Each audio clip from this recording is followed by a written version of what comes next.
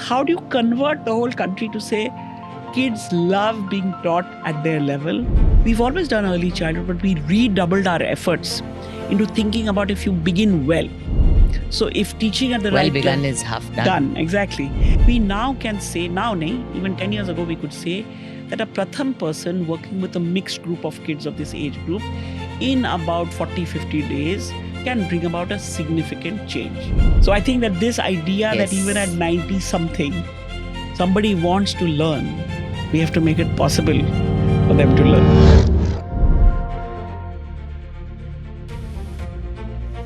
Welcome to Prathmik, a podcast by Pratham, one of India's largest NGOs. Join your host Meenakshi Ramesh, CEO of Pratham, in conversation with senior advisor and former CEO Rukmini Banerjee, as they discuss learning levels, the continuum of assessment and action, and the passion that fuels it all. This isn't just Pratham's story. It's a front row seat to building a learning movement, from the grassroots to systems. Hello, Rukmini. It is so nice to see you on this chair here after I've had conversations with Madhav and Farida. I'm really looking forward to our chat this afternoon. I hope it'll be as good as theirs. I'm sure you have tons of stories to tell us. I kept thinking to myself, I had worked closely with Madhav and Farida in the Nana Chowk office in my first round of years at Pratham. But I feel a very different and a very nice sense of closeness to you now because I've almost shadowed you now for 6 months. And I keep looking at your feet and I say, everybody says large shoes to fill. What is her shoe size? And you have tiny feet, but you have metaphorically very large feet. So I am excited, honored, privileged to be chosen as your successor. But right now, at this moment, I'd love for us to start this conversation by saying, Rhodes Scholar, PhD from University of Chicago. You could have been anywhere. What brought you to the school in Andheri? But first I have to react to your shoes and shadow. Okay. Because I thought you were going to say you're a very wide shadow. And I think it's not my successor. I think it's a chapter. I think the previous chapter has had many people, Madhav, Farida, Usha, lots and lots of people, Vilima. And I think that this taking on the second chapter, with hopefully as many characters as we have been, is the adventure that you're embarking on. And I'm very, very certain you're going to have a very fun adventure. And as all adventures, there will be, excitement, there will be ups and downs. So just to begin this, I would say, welcome to the world of adventure. Thank you. Now, in terms of where I started and why, many things happen. I think you will relate to this well with both your recent and your past education experiences, is that part of a good education is not in the classroom. Part of it is in the classroom for sure, but a lot of it is in the environment around that institution or around in that landscape.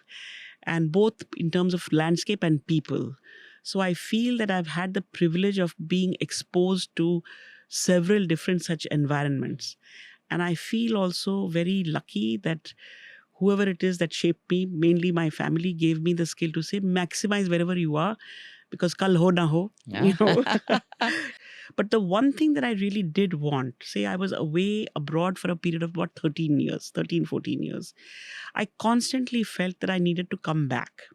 Second is, I wanted to come back where I felt I would, learn something. So I didn't want to come back to a familiar environment of, classroom, office, this kind of thing. But what is that environment? I had no idea. I think I was also shaped by some of the experiences abroad. For example, I spent a large part of these years in Chicago. And at that time in Chicago, there was a lot of things happening in the education system. Okay. So as a graduate student, to make money on the side, I was part of something called the University of Chicago School Math Project. Okay. So it was a new math curriculum that was being developed. But part of the development of that curriculum was every single thing had to be tested in actual classrooms. So I learned that there's nothing that you do sitting on a desk. Whatever you do has to go back, that has to come back, has to go back. So that was a big, big learning. A second thing was that they was having a lot of governance changes in the system. So they were trying to give autonomy to schools to make a lot of critical decisions about teacher hiring and the way the schools should function. It's only when I came back Right. and started working here, and there was a third, I think, piece during my time at the University of Chicago and later that I now value even more than I valued then is my PhD was done with a lot of secondary information, because coming back to India to do field work, I had 2 small kids. I mean, it was all a very big balancing act. Money was needed. I didn't have any of those. So I did it on data that existed. But मेरे को हमेशा लगता था कि actual data collection होना चाहिए, actual field work होना चाहिए.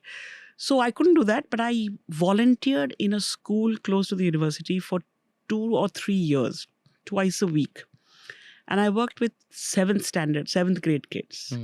And I would say that experience and those kids taught me a lot that I could not have got in the classroom in the university.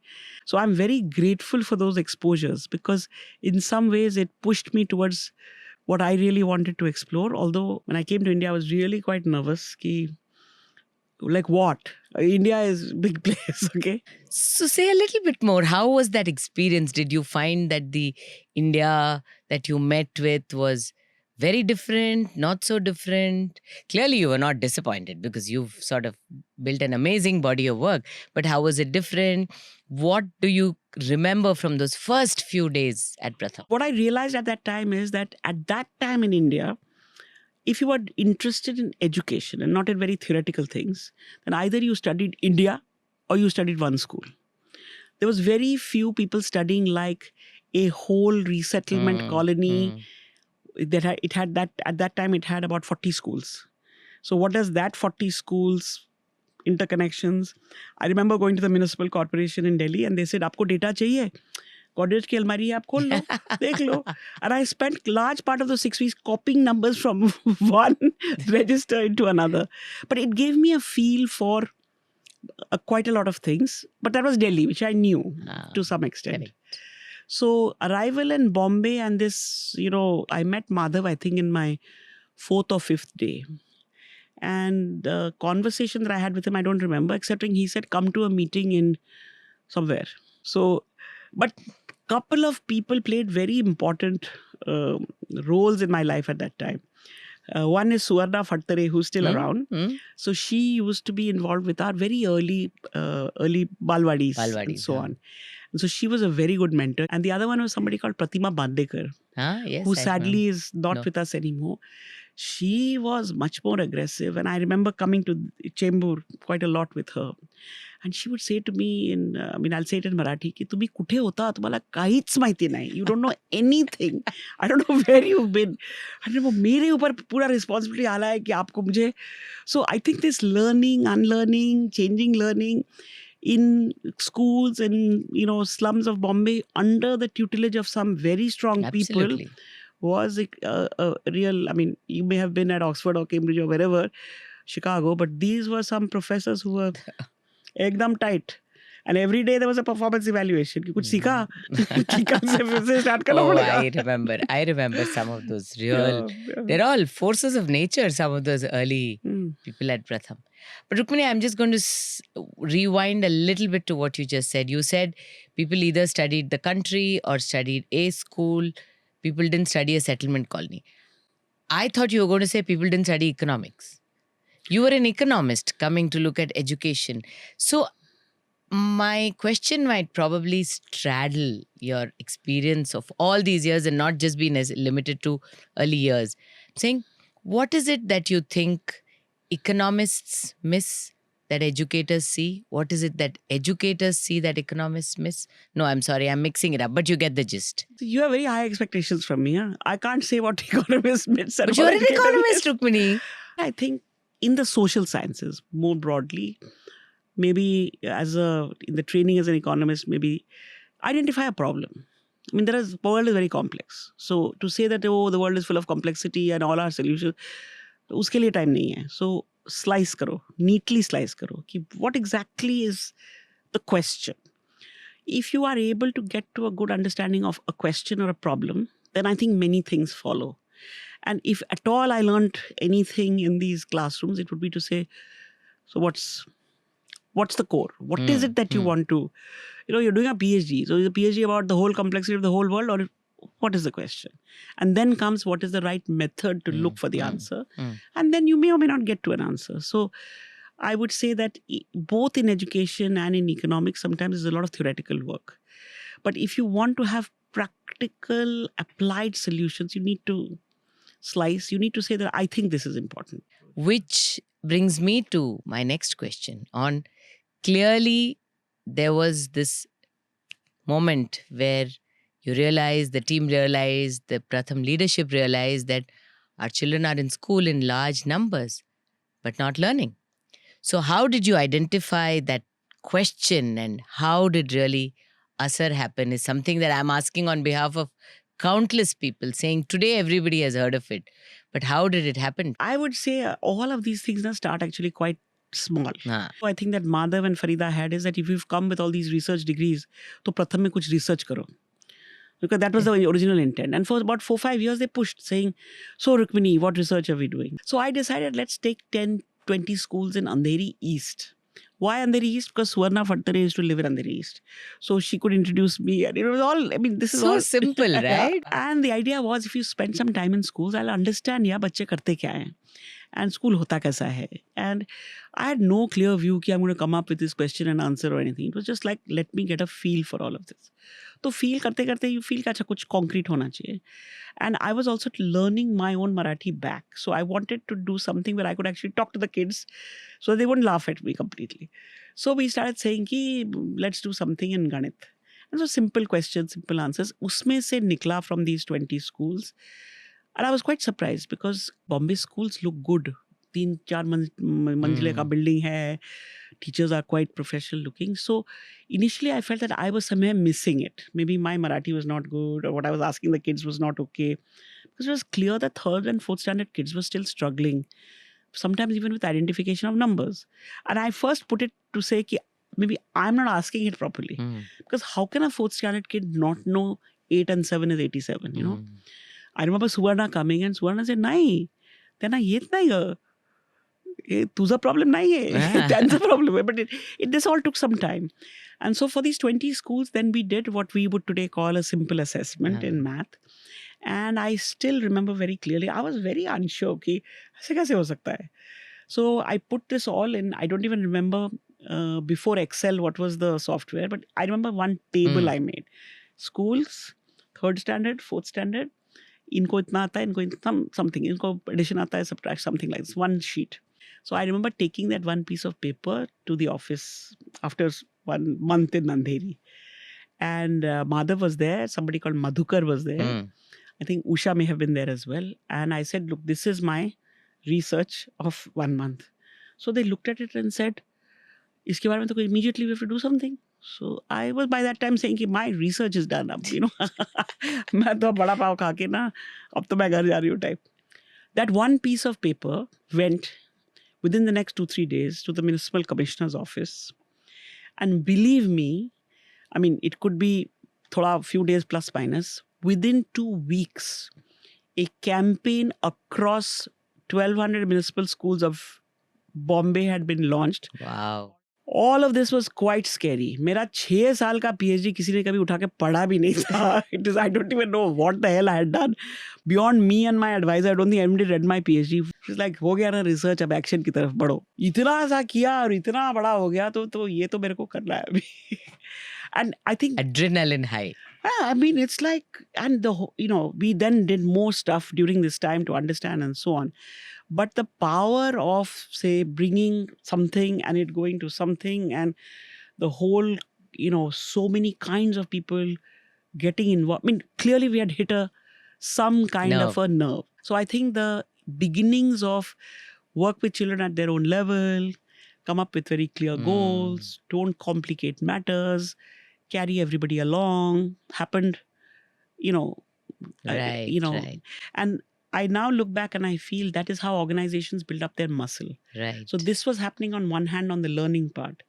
And on the other side in Bombay at that time, we were really looking at how can this early, balwadis ki zarurat hai, That means if every child in Bombay has to have, if you want to have Access. universal primary education, then the Pratham view was that if you everybody had universal pre-primary or preschool, so that how do you estimate and plan that? Mm. That was also a very exhilarating, exciting way. How do you get that done in a city the size of Bombay and complexity? So I clearly landed in the right time at the right place, and the right people said, "Karo tumko jo karna hai." And And the rest is history. no, the rest was just adventure. How do you make everybody realize that this is a problem, that our children are not able to recognize numbers? Everybody needs to take charge. What came next? No, so I would say at least in our own evolution, on the one hand, there was this issue on how we're going to look at learning. But if I take a step back to say that at the time that Pratham started, our tagline, every child in school, was also a key, what should I say, organizing principle at that time. If you want to contribute in Bombay to universal primary education, then that's 150 Balwadis is maybe a drop in the ocean. So how do you go about, how does this whole thing spread to the whole city? And there also, I think we learned some very interesting things. So people ask me, ki kya tha strategic plan for scaling up? Firstly, there was no strategic plan other than a big desire and passion that this should happen. But we could see that as different communities started this local balwadis, बगल के community वाले आके बोलते थे कि वहाँ हमारे यहाँ भी करो.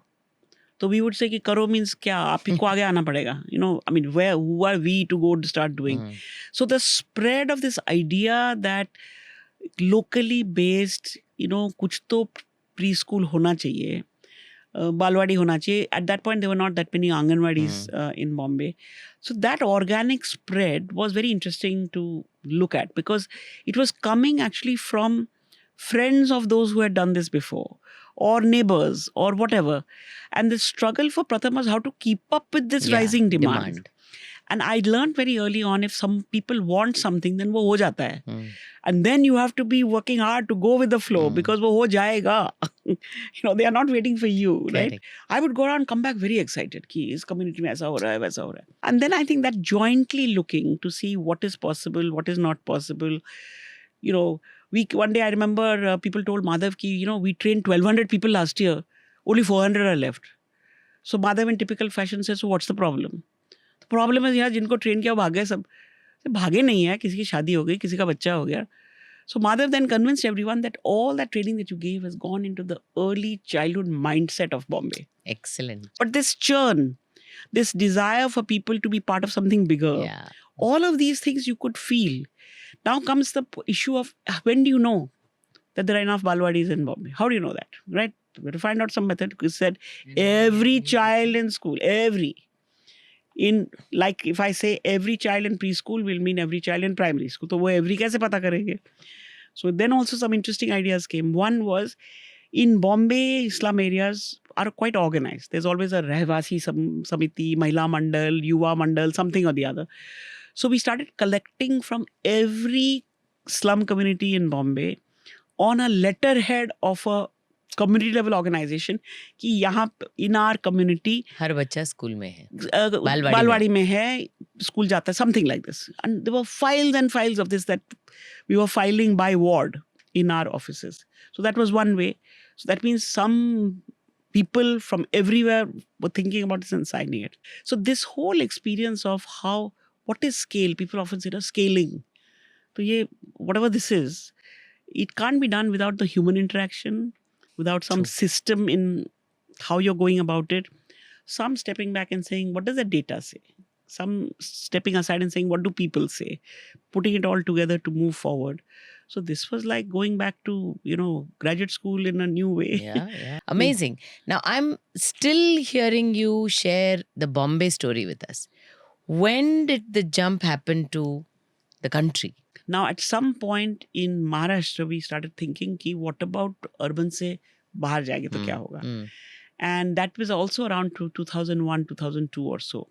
And there the point was that just because we've had some traction in urban areas in figuring out what to do, or maybe rural areas completely different. So we started doing what we used to call village report cards. You go into a village and you think ki, what is the situation here? Are children in school? Are they learning?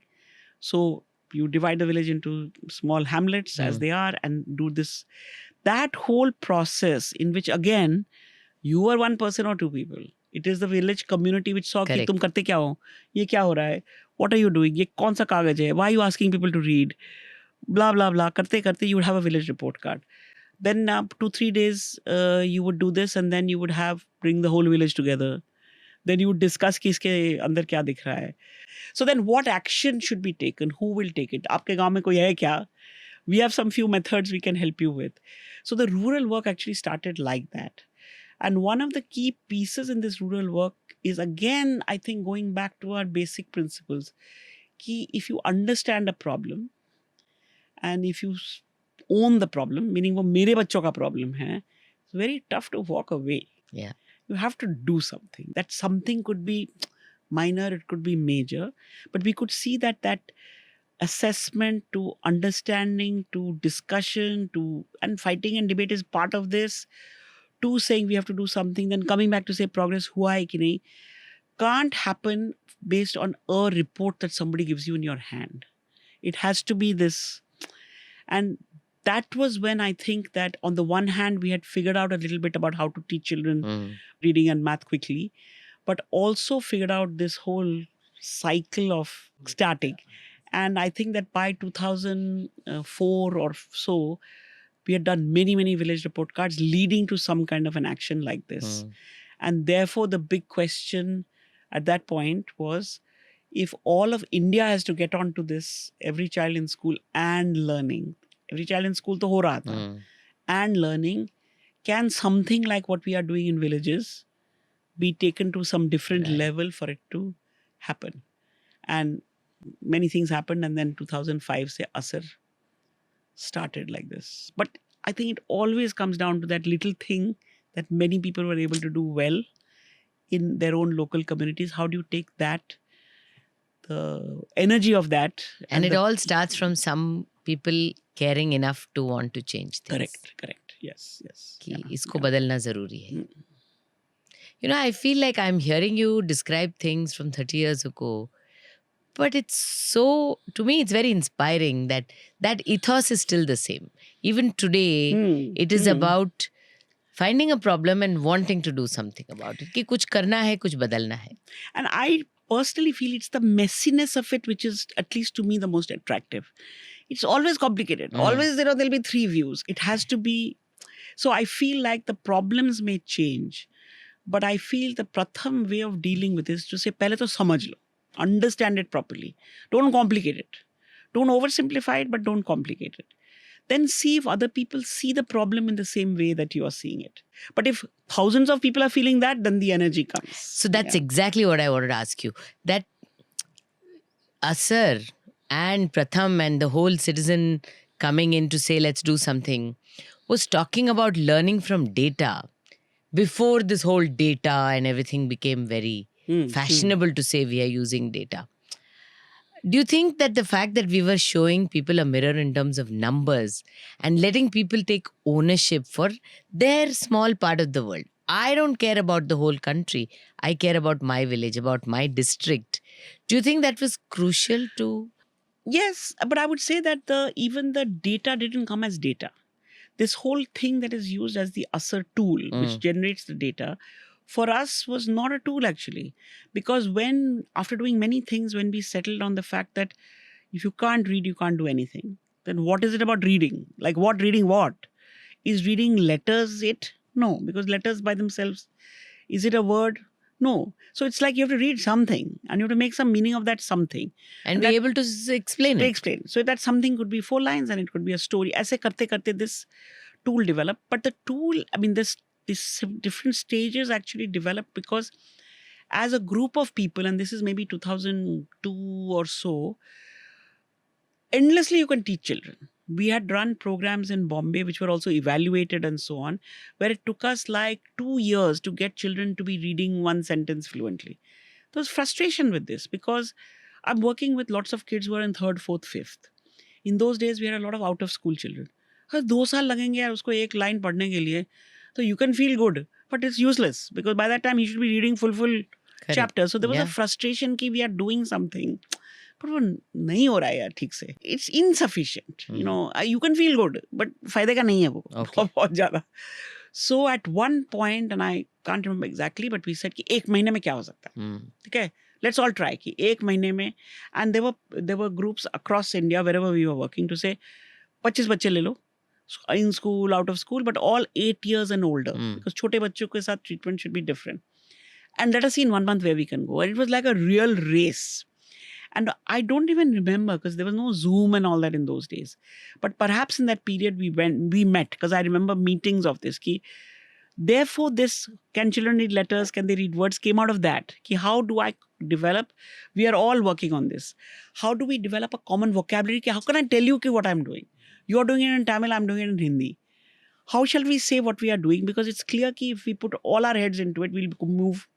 So this common vocabulary, one of it was these stages, and the second was कि हर stage से अगले stage में जाने के लिए, for me this worked. I have a very clear memory of a girl from Patna is saying in this meeting, mother was conducting the meeting कि sir हमने 3 ball उछाले and बच्चों ने अलग अलग तरीके से बॉल पकड़ लिया, which pedagogically is combination of activities lead to maximized learning. Yes. Okay, but the way she said it, everybody could relate. Correct. You have to do 3 activities. One will make sense to you, one will make sense to you. So 3 ball uchale, bachcho ne pakad liya. So the activities to take children from one stage to the next also came out like this.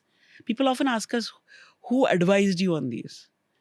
I think the advising was getting everybody's experiences together and then extracting from that. कि कितने ball उछालूं, कौन उसको कैसे पकड़ेगा. So the tool and the method came together. So when we started saying कि आपके गांव में बच्चों को पढ़ना आता है कि नहीं, that was the beginning of stage 1, which was to understand your children. Correct. But the method of how to move forward Correct. was also the same. So in some sense, this assessment and action were not different. They were part of the same continuum. But when we thought कि outside the village level, when I want to take it to the whole whoever, then we had to think about what's the first piece that will get you excited. But once you get excited that there's a problem and I need to do something, there has to be something to hand over to you to say, yes, you can solve it. So, you know, the long story of Asar is that you took this to a district level. And at the district level, we've always had local people do Asar. Yeah. And you always want to involve local people to think of what the solutions may be. And it has played out in many different ways. But you need to get your hands dirty. Yeah. You need to feel. Even if you can't get your hands dirty, the data that is in front of you should indicate there are people who got their hands dirty. There are people, and time and again, even now when you talk to young Asar volunteers, you say, "Kaisa raha experience?" They'll say, "Aisa nahi hona chahiye. Isko to sudharna chahiye." That I think is the. Amazing. I remember that mother would be in the Nana Chowk office and you would be in Delhi, and people would be, these young volunteers would be calling from all over because they'd be faced with all kinds of questions, right? Ye kyun kar rahe ho? Kya kar rahe ho? And then they would sometimes call and say, what should we tell them, I mean, there's another whole part of Asar that I feel doesn't get adequate attention. It is a See India program. And not even India. Apne bhi district mein people very often have gone to district headquarter, block headquarter, chachi ka ghar, apna ghar, exam center. They have not gone anywhere. Correct. So when you give this list saying, ye 30 gaon mein jana hai, first question, main kaise jaun? But this finding the place, going there. I remember I was doing training in some district, Sultanpur or Pratapgarh in the early stages, and there was all these young people, and they were like listening intently. Jo bhi bola unko training mein wo kar rahe the. I was staying there also, raat ko gaon mein. So raat ko somebody knocked on the door. There's 2 girls. So they said, "Ma'am, aapse baat karna hai." So I said, "Kya?" So मैंने training तो ले लिया, but अब मैं कल कैसे जाऊं गांव में? और घर में लोग बोल रहे हैं कि तुम्हें क्या आता है, तुम कैसे जाके कुछ करोगी? So I said, you just go and just think of everything we've told you. वहाँ पे जाके वैसे ही होगा. आपको कैसे पता? I said, मैंने बहुत ऐसे किए हैं. तब मेरे बाल white नहीं थे, but I'm saying भरोसा करो अपने ऊपर. They went off looking very. 2 days later they came back and said, कहीं भी जा सकते हैं. Because when we went to the village, पहला घर was little tough, second घर end तक तो लोग बोल रहे थे कि तुम घर क्यों जा रही हो, यहीं रह जाओ. So this discovering yourself Yes. as a part of discovering India Ah, is a very important thing that I feel all young people in India should feel like that. That that's not an unknown. correct. It's not अपना happening he to है, somebody else. अपना ही है. Exactly. जरा चले तो जाओ. Correct. तुम्हें इतने दोस्त. I mean, I feel many times that all these social problems we have is because हमारा intermixing नहीं होता है. If I go to your house and you welcome me, I cannot be your enemy. Because I Very know true. someone like you Yeah, who I didn't know before, and you're like me only, you know. absolutely. So all over India, I feel young people say कि, I mean, उधर India में भी ऐसे ही होता है. If only people could, I mean, in Asar, we don't have that kind of money. Language is sometimes an issue. But truly, if young India could travel freely across the country with a purpose, with, tourism is one thing, but with a purpose. And even today, I always in every year say, Asar, do 1 or 2 villages. Same trepidation I also have like those girls, कि आज कैसा दिन होगा, आज मेरे को कोई help करेगा कि नहीं. And end of the day, you always have that feeling कि the day went well. And whether my survey went well or not, but people really, Yeah. people come through for you always. And if you have that bharosa in your own people and in everybody, then the world cannot be so complicated. I almost have a visual in my mind of going to different parts of the country and people sort of holding a paper and saying, it's Yeah. amazing. I'm looking forward to being a part of the next round. I'm not joking, but actually in the early days, I felt I had map of India. I still have it in my office. And that map of India was a map. And jaise jaise asar hua na, that map came alive. Absolutely. And in the Asar season, like you read in the news, something is happening here, something is happening there. During the Asar season, it's like it's happening on my map. I think that it's been a fantastic experience. And we've done it so many times. Yes. And yet it gives the same kick every time. Wonderful, wonderful. And the way you describe it is so beautiful. It's lovely. Can't wait to be a part of the next one. But tell me, we'll come back to our task of asking you what came after that. Now that we know we have this countrywide data or information telling us that there is a problem. Now, how do we go about it? Pratham has the tools, but how did you actually articulate what is our way of addressing this problem? So, this whole discovery of what exactly is the problem, I think in that whole journey, we were also discovering what to do about the problem. So if I look at reading, let us say that we, develop these different stages of reading, that you learn to read letters, then you learn to read words, then you learn to read connected sentences, then you learn to read a story. So the tool is really a description of the progress, right? Correct. And therefore, the material that I'm asking you to read is not a tool. It is also a story. It's very difficult to say this is a tool and this is the method. It came together. And even in the development of the method, so much came from the children and from people who are watching it. So very often people say that this is such a minimalistic way of measuring reading, and your method is also so, simplistic. So the assessment and the actual instruction, I think, went together. Because it wasn't really an assessment when we started. It was a way of understanding where my children are today. Correct. And where my children will be tomorrow. And in that also, we when we started working on this issue, we did not do how do we accelerate learning for small children. We really started thinking about children who are 8 years old or class 3 or so on, because they are kind of beginning to lose steam. Correct. So how do we accelerate them? 8, 9, 10. 8, right? 9, 8 years and older. So 8 years and older, if I look at any class, 3rd standard, 4th standard, 5th standard, there's a lot of variation in that class. Teachers are teaching at the grade level from the textbook of that class. But when you look at this, trying to understand who is in the class, you often find that more than 50% of children are nowhere near the level. And hence, this description right from when you can't even read a letter till you can read a text was important, because it describes not just those who can read, but all those who can't read, and where are they at now? And it's also very intuitive to somebody who's looking at it from Correct, outside. correct. And then how do you then take all of these kids who currently maybe the same age and bring them up to that Correct. level? So behind the work was this, behind the assessment and the instruction was this. But everybody participates in this, right? It's not just I am teaching you and you are learning. So I remember little paragraphs that we have, right? 4-line paragraphs. Very simple. But you're working on the kids and you see, for example, this one that sticks in my head all the time. So the paragraph is like this. शाम को पापा घर आते हैं, हाथ धो के खाना खाते हैं, माँ से बातें करते हैं और फिर सो जाते हैं. Simple 4 sentences, nothing complex in each. Day-to-day life. Day-to-day life, you can relate to it. Child after child reading it, slowing down in the 3rd sentence. I couldn't figure it out. Phonetically, it's not difficult. Words are not difficult. So after some 4-5 kids, I said, क्या बात है यार, तुम लोग slow क्यों हो रहे हो? They looked at me like I was an idiot. And they said, papa mummy से बातें नहीं करते. Now you take away what you want from this, but one is, Wow. when we are told that children learn reading mechanically, I don't agree. They were just polite and they didn't tell me what a stupid sentence you made, okay? But from their Wow. reading, Bombay के case में I remember, we said कि मेरा घर something है, मेरे घर के बाहर एक नाला है. Every child learning to read said मेरे घर के सामने gutter है. This is metacognition. You've Yeah, taken the yeah. word nala, you've replaced it with the right word because the person, the adult who's asking you to do it clearly didn't know the right word. Right. So I'm saying that when you, in the development of all of this, when you pay attention closely, the kids teach you actually what is the, Absolutely. How much the environment matters. yeah.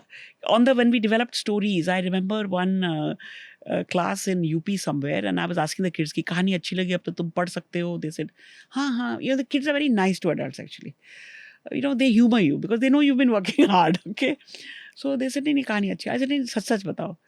Then sach came out. Ah. कि हमको acting करना अच्छा लगता है. हाँ. आपके story में 2 ही लोग हैं तो हम कब तक पत्थर और पेड़ बन के रहे हैं. थोड़ा I can not now have a story without their being few characters because कब तक हम पत्थर बन के रहे यार, कब तक पेड़ बन के रहे.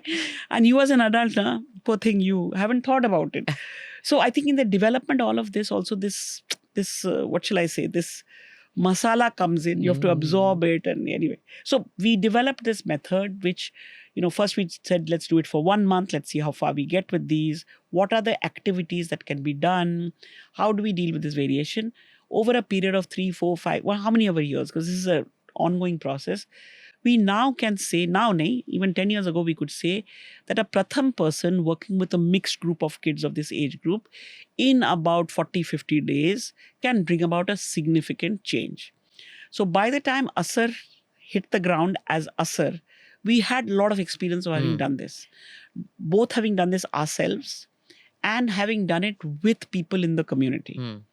Because even when, I would say when parents would say, क्या कर रहे हो आप?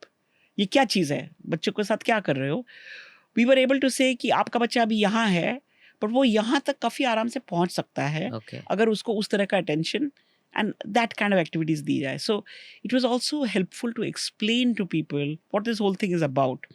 Visually, as you said, you can see, even if you're illiterate, that this is simple and this is harder. Correct.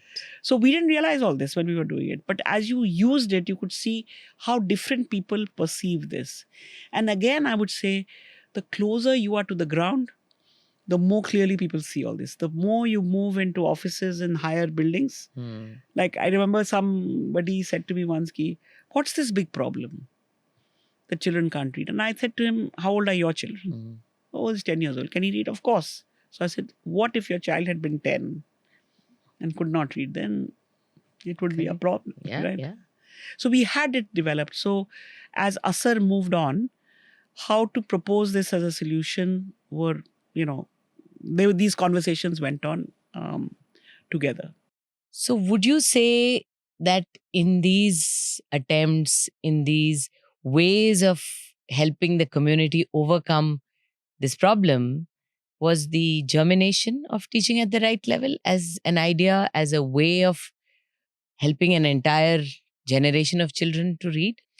Definitely. But I would say that the seed had begun to germinate probably around 2000, from our frustration time to saying in 1 month, well, how much can you Yeah, do? yeah. So the methods, the materials had all begun to happen.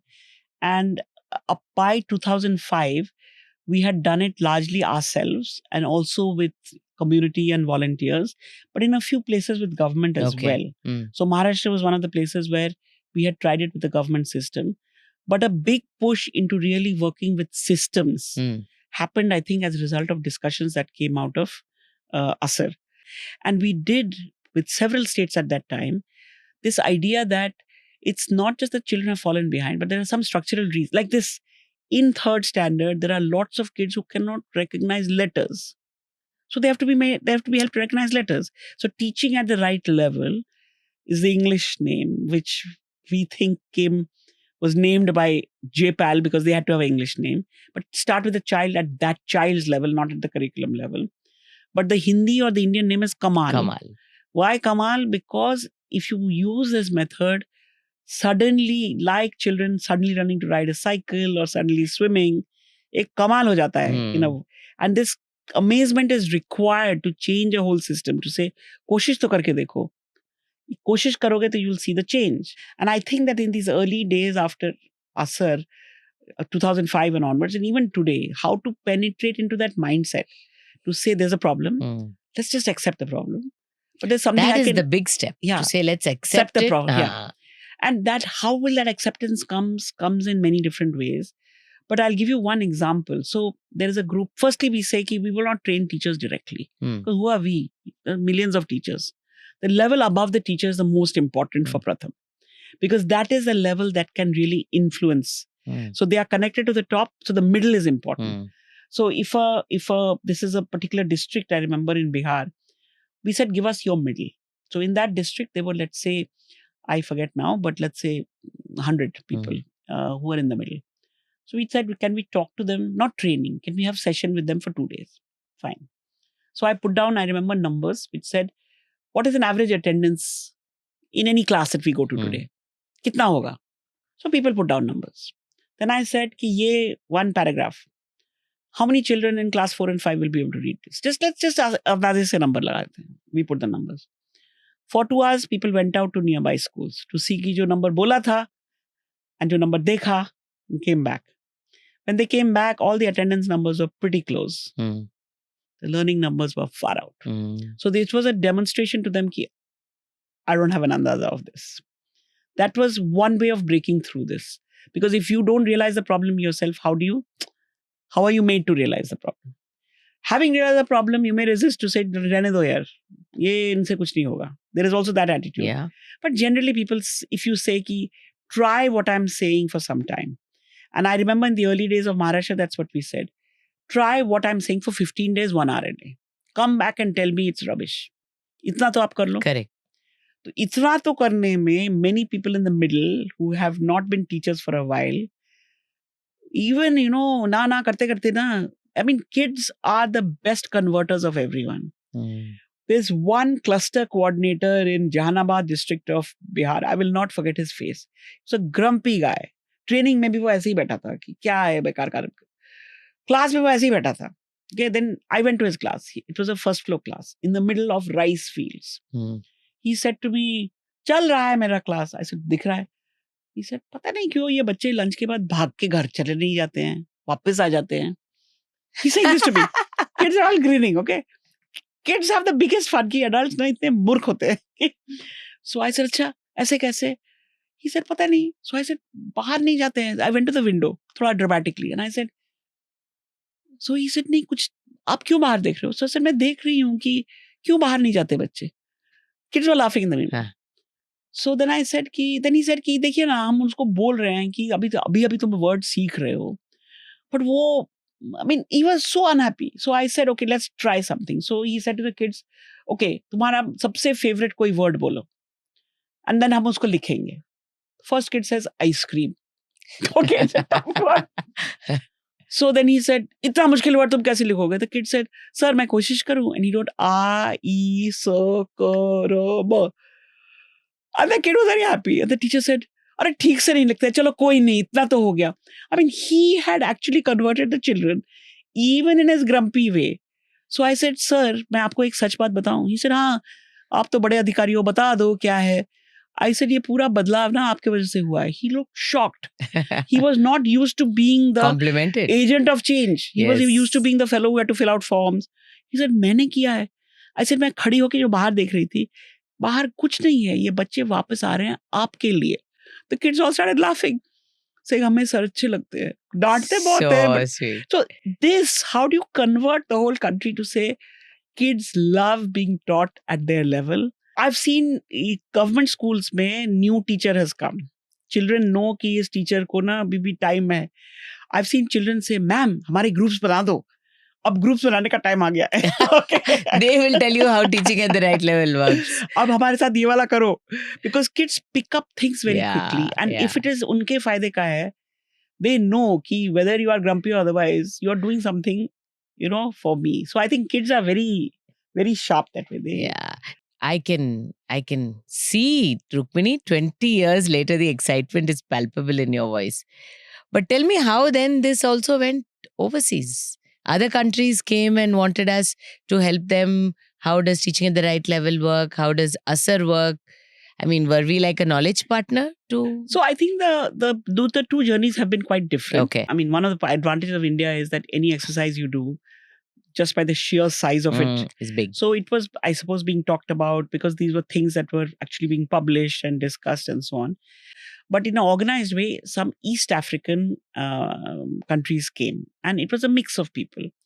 Professor, NGO, government kind of people came. And what we would say to them is that please spend time with us in the field, not in conference room and meetings, because we can show you what we've done. We've done all of this based on our needs and our experiences. Your country may be very different, right? And so on.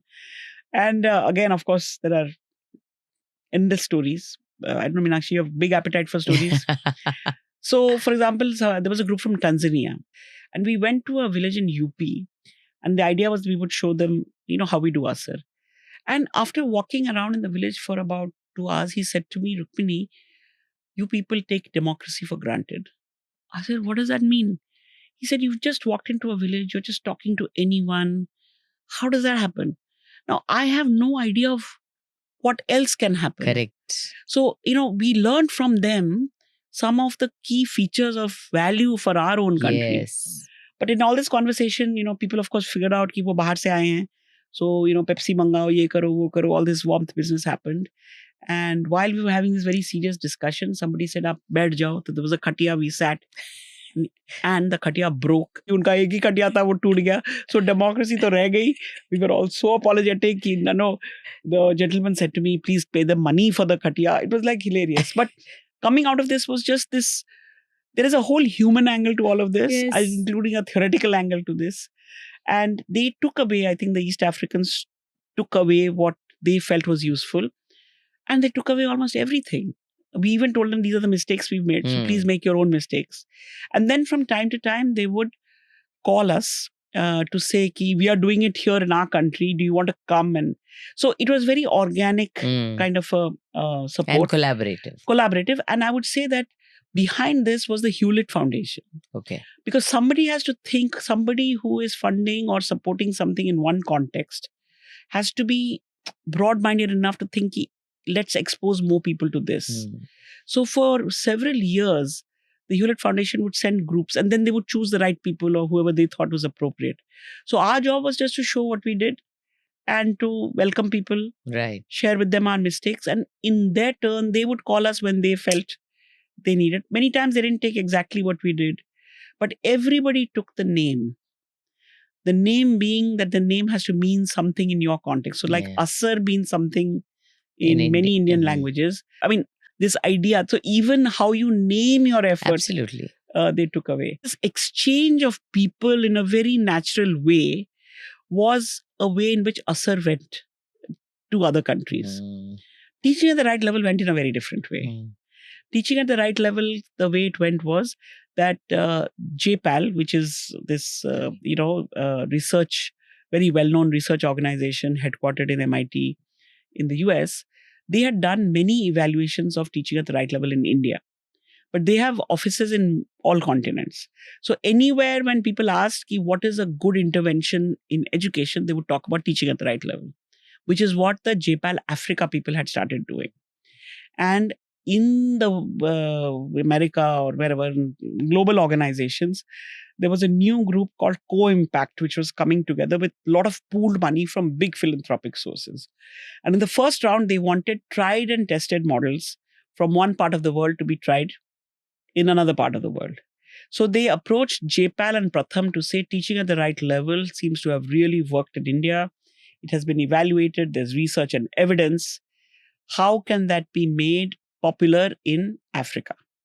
And they gave JPAL and Pratham a grant to do this. And over a period of 5 years or whatever, how do you form an organization in Africa that can carry this out? So the teaching at the right level in Africa went in this way. But when you look back 30 years later, such a significant body of work, such important milestones achieved, what do you think are some of the key reasons, people, systems that helped Pratham to come this far? I mean, it's a tough question because clearly there's a participation of so many types of efforts. One is individuals and one is efforts as well. I mean, I would say that there have been people who have had faith in us for long periods of time. At an individual level, I would say people like Mr. Vaghul, who were one of the early, staunch backers who believed in you and didn't have a short view. Correct. And they brought more people along.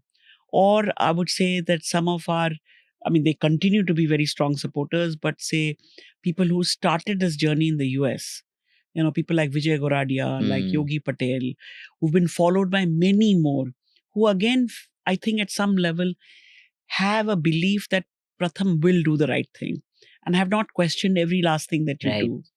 They've been governments. I really admire many of the state governments with whom we have worked, who have dealt with us sometimes on, sometimes off, but seem to have we get the feeling not just from the top, but also from the middle that, अच्छा काम करते हो, साथ करने में फायदा है. This, you can't put it into a simple statement. Equation. But I think that there is a long run view that there are some things which need consistent effort and support. And you have to believe in each other. Right. And I think that in the initial stages, this multi-year support also made a big difference. And there, I think we learned that you put down a plan, but that plan has to be reviewed. So they would hold you to whatever plan you made. Correct. They didn't have a plan that they were imposing on you, but they held you to your plan. And if you wanted to change the plan, which often happens as work goes on, there has to be a rationale and an understanding of why it's changing. So I think we've been very lucky in terms of individuals who have backed us and corporates or foundations who have backed us. And that allows some of this long run support, allows some of the shorter run pieces to come and go, because you can then have a steady growth. And of course, very importantly, I would say teams which have been on the ground. We have, as you know, in Pratham, many people whose life has begun in Pratham and they've spent their whole life working.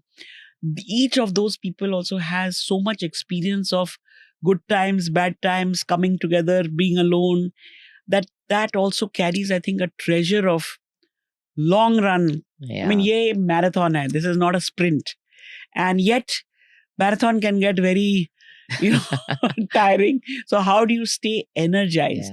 So bursts of activities, long run activity, some things doing small, some things doing big, but knowing that you're not alone, knowing that there are people behind you who've known your bad side also. It's not like you've always been, who know when not every innovation works, not every great idea works, but knowing that these people will come up with something. So it's hard to name, but I think that this view that be there for the long haul and have patience. Rukmini, I want to ask you, what was it like to steward Pratham through COVID, which is arguably one of the most difficult times that any leader could have imagined or anticipated? Yeah, absolutely right. I don't know about leadership, but how did we navigate that whole time? And remember that we are an organization which has very much hands and feet on the ground. The way we interact with everybody that we need to, whether it is our children or our youth or our skilling, is face to face. And then overnight, that getting shut was obviously a big. As Pratham, what people did, and they did it naturally before we could formulate any, activity plans, was people had to go home. So a lot of our teams also don't live. There are some teams who live very much in the same areas and some who don't. Very far. So connecting, tum theek ho na, that process started very early on. So whatever number you remembered, you called. So it's literally, if we map it, it's like in the village, I had one number, I called them. Then I said XYZ mohalle ka ABCD ka number de do. Then I linked into that. Then when I linked into that, I said कि उस मोहल्ले में 4 और बच्चे थे, वो ठीक हैं कि नहीं? And a network appeared like this of our own connections. Our digital team had been doing quite a bit of work. Suddenly they were in high demand to come in here and start doing. And again, I wouldn't say that we had a big strategy, but small steps. Shall I send SMS? Shall I send a video? Shall I call? These different ways of, and I would say we rode heavily on connections. Yeah. The other part was, are we going to have the money to survive? Yeah. That was a big part. COVID happened right in the first quarter of a financial year. As you know, this is usually the toughest quarter. Correct. Businesses or supporters did not know if the money that they get to be able to give for this kind of work will happen. So calculations were made about how much money do we need to survive, and are we going to have that kind of money? And one of the calculations that we did was to say, looks like if I had 100 rupees today, or I budgeted 100 rupees, shayad 60-70 tak kisi na kisi tarah se aa jayega. Then what happens to that? There are two ways to handle that. One is to say 60% of the organization survives. The other is to say that everybody takes a cut. And that month of, I would say, April and May, every single Pratham person was talked to. I must say that all our people work really took front ground at that time. Emotionally, when the Zoom calls would happen, people would say everybody knew of people whose jobs had gone. So it was like the whole organization got ready to say we will take a cut. But we are there for each other.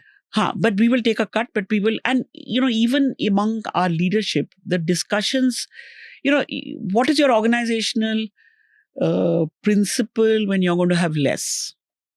And it wasn't planned, but I think that the way the conversations occurred. And so we were ready for this. And then I remember we had a discussion with our board and the Pratham USA board.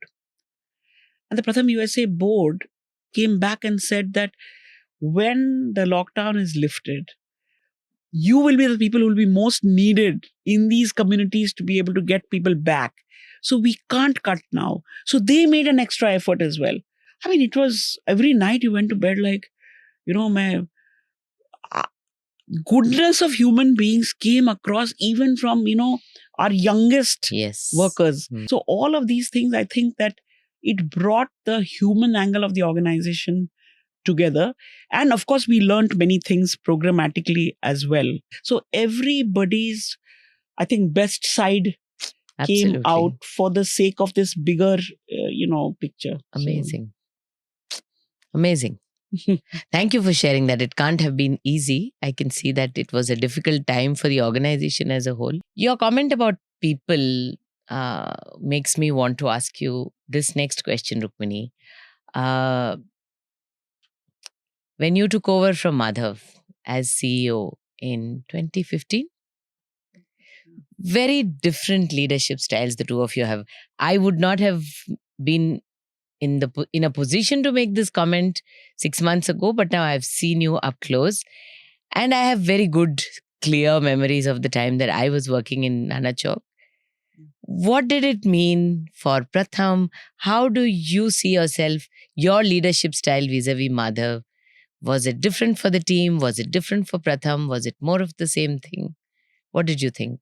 So if I, again, by virtue of being old, you have to keep going back because. But I would say that one of the things that actually attracted me to Pratham in the first place, right, even from the beginning, was there were such different personalities and such different ways of operating, and yet it seemed to somehow work, right? If I take Madhav and Farida, you cannot imagine two dissimilar people, dissimilar backgrounds. And when I first came to Pratham also, I should look at them and say, ki, if there's place for these two, there'll be place for someone like me who's very different. Usha, another person with whom I worked a lot. I mean, I think we've had more arguments about almost everything. So I maybe, and this I think has to be, probably discussed with more people, that at every level, I think there have been very different kinds of people. Leadership styles, whether you look at, the people who lead our states right now or lead our programs, I would like to think that despite having different styles, because the purpose is kind of common and because the belief in the energy is very common, we are often able to achieve a lot. So yes, Madhav is very different, but Farida is also very different. I work a lot with Willima, who's a complete hard-nosed statistician. My main point is I think that styles are different and we have to adjust to each other's styles. But if the direction in which we are going is what binds us together. So Madhav and I are very different, and we, like many of the other characters I've named, we often don't agree on certain things. But you give each other the elbow room and the space to be able to follow through with, what you're saying. And I would say that, so-called when I took over, Madhav and Farida, both in their own ways, Madhav did not, unless I went to him to ask him for something, he never said what you're doing is right or wrong, because he trusted you to say that you have your own way of doing things. Farida, on the other hand, did something for me which nobody in my whole life has ever done. She said, I'm all yours. Tell me what you want me to do and I'll do it. And How amazing is that? I value that, because I was telling my kids also. So they said, Farida ne bol diya na, so we don't have to say it. But she then focused her entire attention on a whole part of our work that needed attention of someone like her. So I would say that, obviously there are, differences of how you operate, but in the big picture, I would say that if at that time I had thought about it, I would not have thought it would be as, easy or smooth are not the right words, but you could continue in the way that you are doing. And that's why I feel that when you come in, and as you've had quite a bit of time, that there will be ups and downs. But this is hopefully the strength that we have, is that there can be different ways of operating in different styles. It requires everyone to listen to each other a bit. Productive disagreement, I think, is quite useful. So how to step back, how to step ahead, when to pull people apart, when to bring them together. Everybody has a different way of doing this. But it has to be allowed to play out. Yeah. And then you learn each other's, ways of operating, I would say. So you can see I'm taking nuggets from all that you're telling me. But tell me, from the programs and from all that we have on our plate right now, what excites you about what's coming up? What do you think are some of the bright stars in our program firmament as we look to the next few years of Pratham's growth? So again, I'll take one step back and then take two steps forward. I would say that we spent a large part of if I leave aside the first 4-5 formative years, I think that the 2000 to about 2010 largely was focused on, we did many things, but it was largely focused on this idea that every child in school and learning. How do you measure it? How do you articulate it? How do you bring it together? How do you provide the gap? How do you look at the gap? How do you provide the solution? Probably by 2010, we had worked many of these things out. And so how does that all roll out on the ground? By the time that sort of I came into this position, and it's not because I came into this position, I think the organization had reached a place, the landscape in India had reached a place to say that now we know what to do when kids fall behind. It still needs to be done. But what if you were to create a situation in which they didn't fall behind? Why should it only be a Correction. correction. And so from about 2016 onwards, we've always done early childhood, but we redoubled our efforts into thinking about if you begin well. So if teaching at the Well right begun level, is half done. exactly. So if teaching at the right level is catch up, then what if you leap forward? And willy-nilly between what we were doing and the new education policy, the landscape in India has also kind of come to the idea that begin well. So I feel like we were able to anticipate this from our own work and from the needs of the landscape to say, do what you can to begin well. And, we are doing a lot of things in our own laboratories to do that. And then also working with governments to implement that. So I would say that's an ongoing agenda and it's a national agenda. And still, I feel we need to work hard to say children who are getting left behind, don't forget them. There are ways to deal with them. But hopefully, since we start earlier, the numbers will slowly start to peter out. So to me, looking ahead, I think there are 2-3 big national issues, which are also issues on which we have started or have been working. One of them is that I think that the landscape in India, because of the big progress in elementary education, has parents who have quite a few years of schooling. So how do you bring in this parental advantage, both into the leap forward and into the catch up?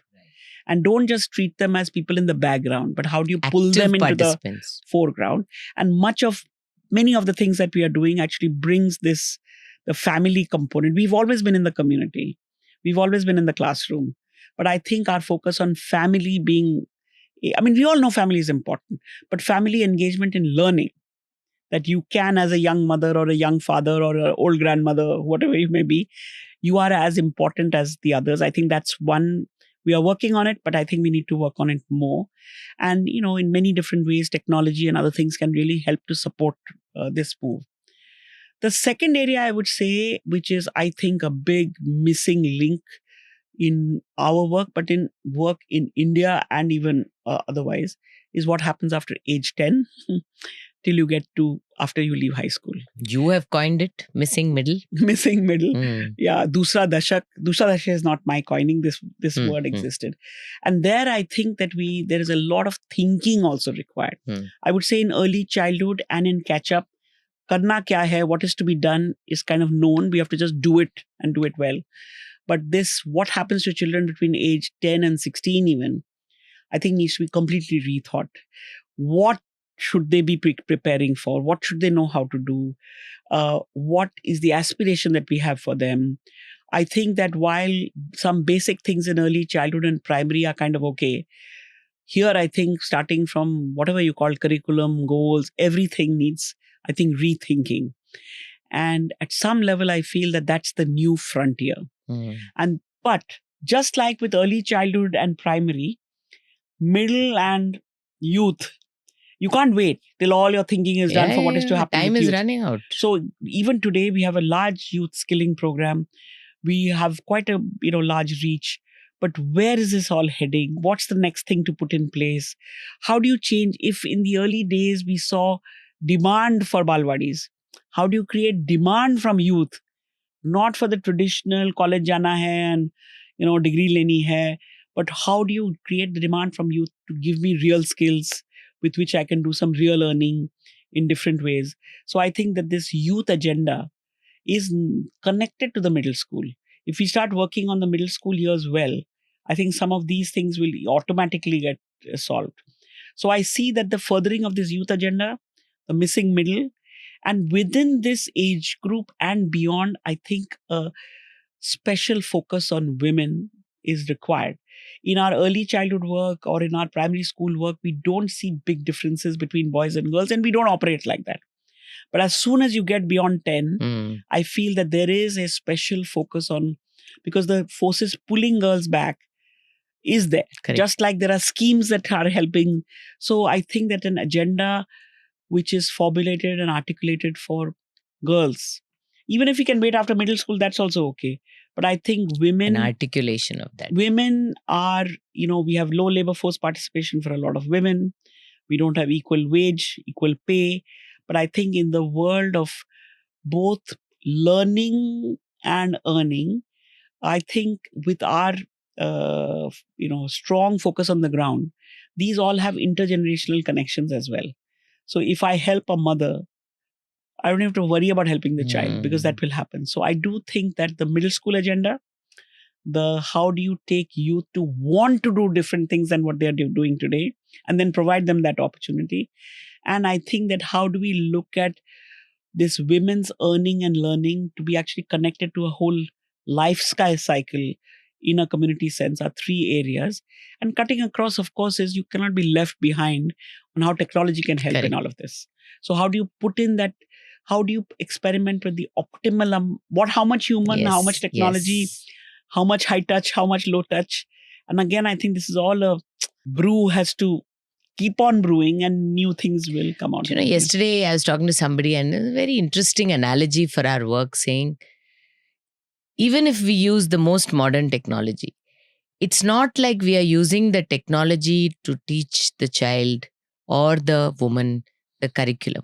We are teaching them a much more fundamental skill, that of reading and comprehension. And then you choose what you want to learn, right? So that will never go out of fashion, never go out of relevance.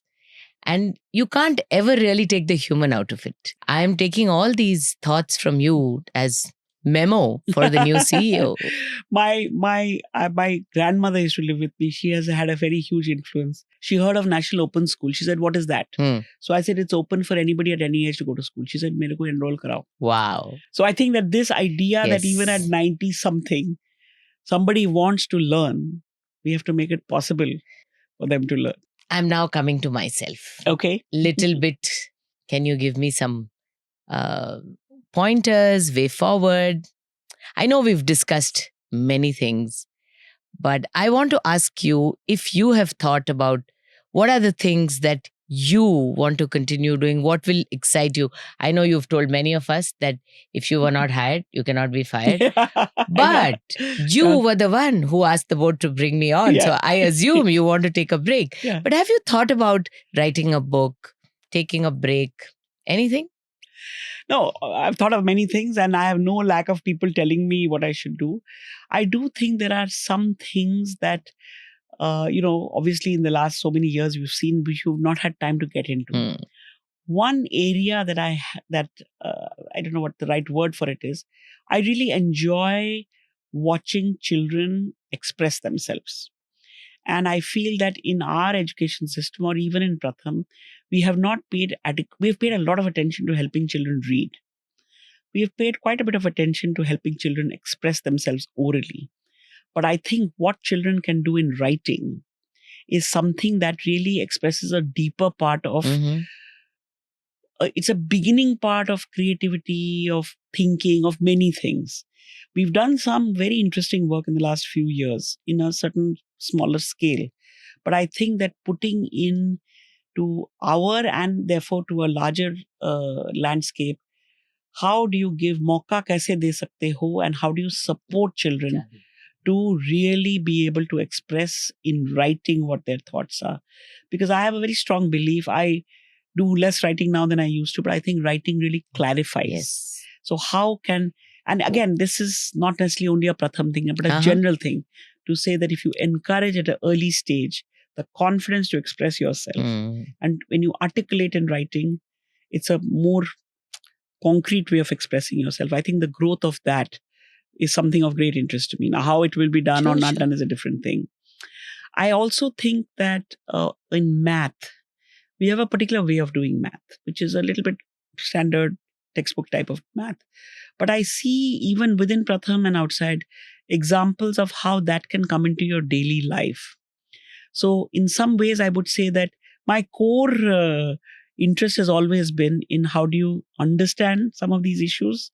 How do you put an articulation on them? And then how do you work on its solutions? So if I was to pull away, I would say, how do you learn? How does Pratham learn? Pratham is learning all the time, but we are often very busy doing it. Correct. And so if there is somebody who's taking a step back, one of the things I would love to do is how do you step back?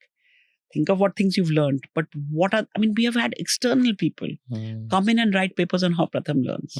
But we need to take the time. And I think someone like me is in a very good position to say, what are we learning and how do we communicate what we are learning Mm. to a wider audience? And it could be little learnings like how children write.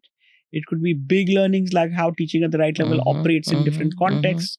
It could be how our young people are doing based on the, big spread. I mean, there are many ways of thinking about this learning. And I go back to what Madhav and Farida thought they were bringing me in for, that for 30 years I have not done, Research. which is like, Rukmini, research kar rahe ho. So that's certainly something. And that's kind of connected to the actual work, but Yeah. it's also a little bit Yeah, removed. yeah. And, we should talk about it more as we go along, that this could be something that ties both what we are doing inside Pratham to what is happening outside, but also give it a little bit of an institutional memory. Mhm. You know, Rukmini, I have, in the shadowing, whatever it's called, designate of the last 6-7 months, I've been watching you. And I think one of the things that I've learned is how beautifully you interact with people in the community, with leaders, with government officials. Just that genuineness is amazing. I have to learn. On that note, Rukmini, I want to ask you, not an advice, not a strategy. If there was one thing that you want to tell me, a core value, something about Pratham that I should never lose sight of, what would that be? You will find your own tiger, as they say, to ride on. To go to Tadoba? To ride on. But what I would say is that yes, Pratham is a family, Pratham is a campaign, Pratham is a movement, Pratham is an institution. I think Pratham is an adventure. And if somebody asks me why am I still so enthusiastic about what I do, is because this is such a live adventure. Now, where do you find the action? You find the action everywhere. Everywhere. And you have it. I've seen you, particularly when you're out there in the field, you enjoy yourself.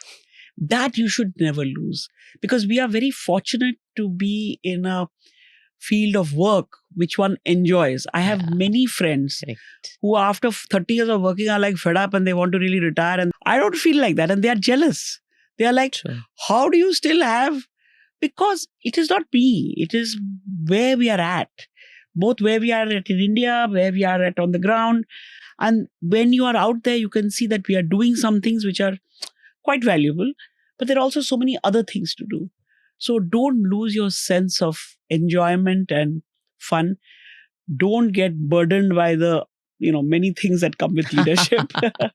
Some of which have to be try. Some of which have to be done, which is why we need leaders. But I think the real fuel comes from the essential energy that people around you on the ground give you, which gives you the spark to at least move forward. And I think you have it. I don't think you have to take it Thank you from me. Rukmini, it's amazing that you should use the word adventure to describe what you think I should never lose sight of, because it's what you started this conversation with. So clearly that sentiment is very strong, that Pratham is an adventure. And that is what I take away from our conversation. And I can't wait to start my own adventure. Actually, I wish you the best adventure of your lifetime. But I want to share with you, just so that you don't forget, one adventure that we had. We are not very good at putting things together, but this one we did. And I want to hand you this as an adventure we had in 2004, where the adventure has a name. It's called Chalo Bihar, Pado Bihar. And there was a moment in Bihar where they were hiring 70,000 new teachers. And there was some discussion with the government about what to do. And we felt this was a time when, if you were able to insert this, how do you improve reading and math into this new cadre of teachers who were coming in, it would be great.